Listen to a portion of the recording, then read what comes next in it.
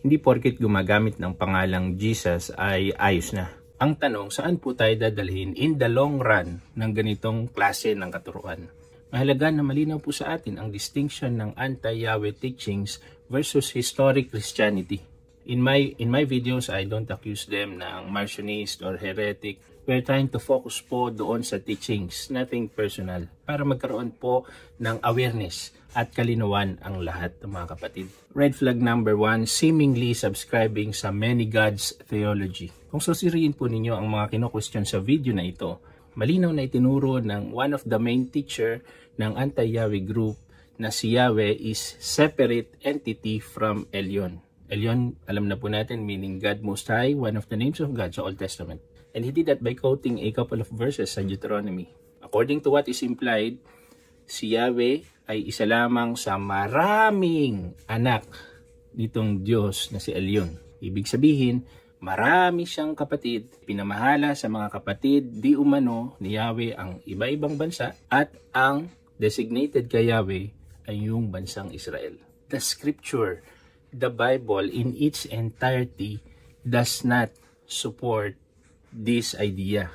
Aba, parang magiging Greek mythology na po ang labas natin dyan o yung Roman Pantheon. Paanong ang mga haka-haka, kuro-kuro at para bang conspiracy theory na ito ay nakakapasok o ipinapasok sa Christianity sa panahon natin ngayon? The answer is red flag number 2, low view of scriptures. One of the main propagator ng anti-Yahweh teachings is implying na ang Bible, ang scripture, ay nagkaroon po ng pag-edit, paghahalo-halo, pagkakasalad-salad, nagkaroon ng cut-paste o reduction at kung ano pa, at napalit-palitan ang pangalan ng Diyos. Now, they have a burden of proof kung alin doon sa 6,000 plus mention ng name na Yahweh ang pinalitan, bakit pinalitan, kailan pinalitan, at ano-ano doon. Because they're still using the name Yahweh or capital L-O-R-D doon sa kanilang mga preachings. Kung masama si Yahweh and you're using yung good side ni Yahweh to deliver a message, kontrang-kontra. This is a classic example po na mas pinananampalatayanan pa, mas pinaniniwalaan pa ang outside resource kaysa sa scripture, sa kung ano ang nasusulat. This is a very serious matter po mga kapatid, kasi if a person believes more doon sa kung ano yung according to research at willing i-adjust yung mga katuruan sa Biblia, aba ilalabas na parang mas authoritative pa yung mga outside resource kumpara sa Bible.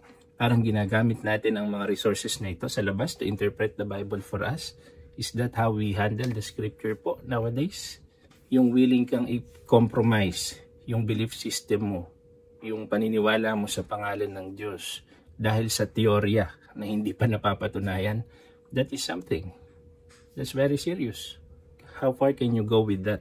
Ito po siguro, red flag number 3, the Lord Yahweh is evil. Sa kadiliman, mamamatay, mandaraya, magnanakaw, sinungaling, ang ilan sa mga akusasyon na walang habas na binibitaw ng mga anti-Yahweh group or anti-Yahweh teachings laban sa ating Panginoong Diyos na hindi natin malunok. Bakit ganun na lang sila katapang? As of now, ang isa po sa pinaka-logical na conclusion kung bakit ganun na lang sila katapang magsasabi ng ganun ay probably yung leaning nila sa red flag number 1 and number 2. Can we connect the dots po? If you have a very low view of scriptures at hinahayaan mong makapasok sa iyo na si Yahweh isa lamang sa maraming Diyos, aba, napakaraming possibilities na pwedeng mangyari dyan. Kasi if you look at Yahweh na lesser God siya, tapos nakasandal ka sa mas mataas na Diyos, sa tingin mo na ang pangalan niya ay Elyon at separate siya kay Yahweh, parang matapang ka nga na magsasabi ng mga negative kay Lord. Ang nakakatakot po dyan ay sa Judgment Day. Bruin mo, haharap ka sa Diyos na lumikha, kataas-taas ang Diyos na si Yahweh. Tapos ganun po ang pinagsasabi mo. Nakakatakot yan mga kapatid. At ang pinaka-tricky sa lahat ay ito pong red flag number 4, separating Jesus from Yahweh or Old Testament God. Hindi po ito kayang isustain, let alone be proven.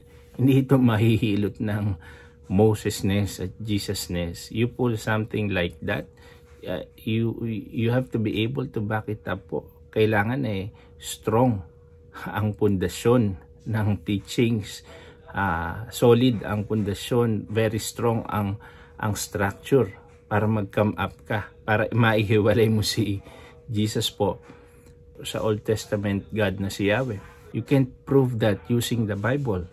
So again, if a person has a very low view of scriptures at mas pinapanigan po ang outside resource, yun na ang authoritative, yung book na isinulat ng sinuman.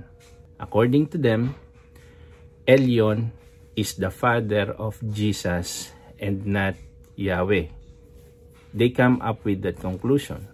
Ito po ang dapat nating maintindihan sa mahilig na gumawa ng unhealthy separation ng Old Testament at New Testament law at saka grace. The New Testament writers have a very high regard sa Old Testament scriptures. They look to it as sacred word of God. Even Jesus himself quotes from law, prophets, and writings, yung Old Testament scriptures. And the prophets of the Lord, the prophets of Yahweh, prophesied about the coming of the Messiah, the coming of the Lord Jesus, and Jesus fulfilled ito pong prophecy na ito.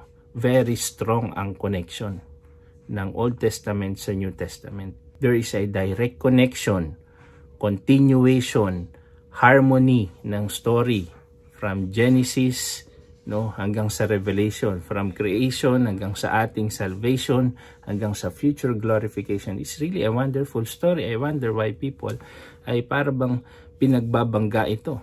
I don't mean po yung continuation ng Old Covenant. We are in the New Covenant now through our Lord Jesus Christ, and it is way, way superior, far, far better than Old Covenant. But how are we approaching this? Dapat ba na pagbanggain mo ang New Testament sa Old Testament? Are we going to use this to destroy this? Hindi ba nagko-complement ang dalawa? May pagkakaiba? Yes. May separation? Yes.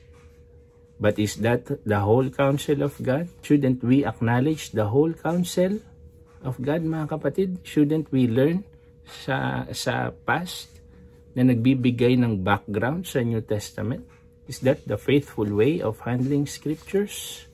If Jesus and the New Testament writers have such a high esteem sa Old Testament scriptures, shouldn't we at least consider it? Sila po na nasa kalagitnaan mismo ng transition ng Old Testament sa New Testament. Hinahandle nila ito carefully. How convenient for us sa bagong panahon, 2024, na basta na lang pinagbabangga ang dalawang ito. Huwag naman po. 2 Timothy 4:3 and 4, basahin ko po ito para sa atin, sapagkat darating ang panahong hindi na sila makikinig sa wastong katuruan. Sa halip, susundin nila ang kanilang hilig, maghahanap sila ng mga tagapagturo na walang ituturo, kundi ang ibig lamang nilang marinig. Hindi na sila makikinig sa katotohanan, sa halip ay babaling ang kanilang pansin sa mga kathang isip. Ingat po tayo lagi mga kapatid. God bless you po.